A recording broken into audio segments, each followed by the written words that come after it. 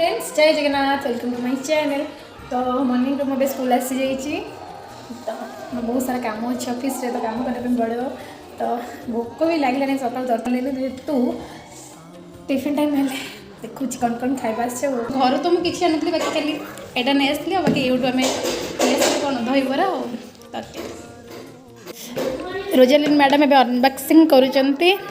कौन कहल पिठा तरकारी बरा एटा दही बरा ना तो आम आज एतिक सारा खाइबा तो आम दीज आज खाइबू।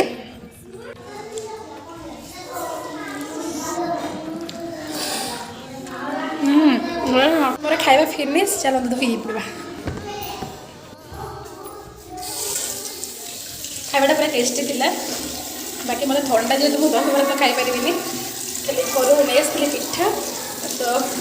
ये तरकारी नहीं आसले बढ़िया लगे खाइबा पूरा बढ़िया